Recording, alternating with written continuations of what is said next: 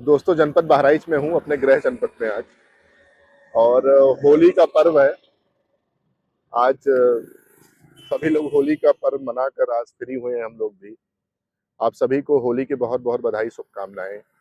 लेकिन आप सोचिए कि हर बार जहन में एक ही बात रहती है कि अगर किसी जनपद में कोई किसान परेशान है, कोई परिवार परेशान है, तो क्या उसके घर पे सही से होली हो पाई होगी?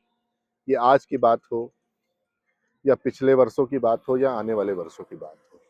आज जहाँ पर मैं खड़ा हूँ, ये जनपद बहराइच में एक जगह पड़ती है चिलवरिया। और ये आप देख सकते हैं, एक चीनी मिल है, सिंभौली शुगर्स लिमिटेड, चिलवरिया चीनी मिल के नाम से जानी जाती है। दिवालिया घोषित हो गई और सैकड़ों किसानों का पैसा इसमें फंस गया। मसला इस बात का नहीं है कि पैसा फंस गया और सरकार के पास लोग पहुंचे, उनके प्रतिनिधि पहुंचे और उन्होंने कहा कि जल्दी ही किसानों का पैसा जो है वो वापस हो जाएगा, उनका भुगतान हो जाएगा जो उन्होंने गन्ना बेचा था। लेकिन सोचिए इन वर्षों में उनके साथ क्या क्या हुआ होगा। किसी की बेटी की शादी रही होगी, उस भरोसे उसने गन्ना लगाया होगा कि हम भुगतान करेंगे और पैसा आएगा। किसी को अपने बच्चे को पढ़ाना रहा होगा, किसी को टेक्निकल एजुकेशन में भेजना रहा होगा, किसी को सेमेस्टर की फीस देनी रही होगी, जिन्होंने उस गन्ने के भरोसे गन्ना उगाया होगा, यहाँ पे गन्ना दिया होगा कि यहाँ से भुगतान होगा।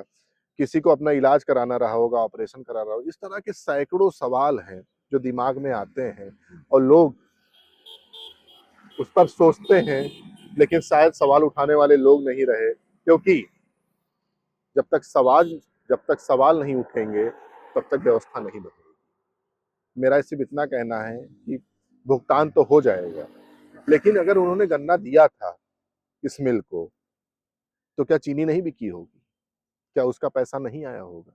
इतना बड़ा ग्रुप, इतने सालों से ग्रुप यहाँ पे है, ये मिल यहाँ पे है, लेकिन जवाबदेही किसकी है? कौन है उसका जिम्मेदार? जिसका सही समय पे इलाज नहीं हो पाया होगा, जिसकी सही समय पे बेटी की शादी नहीं हो पाई होगी, जिसकी सही समय पर फीस नहीं जमा हो पाएगी।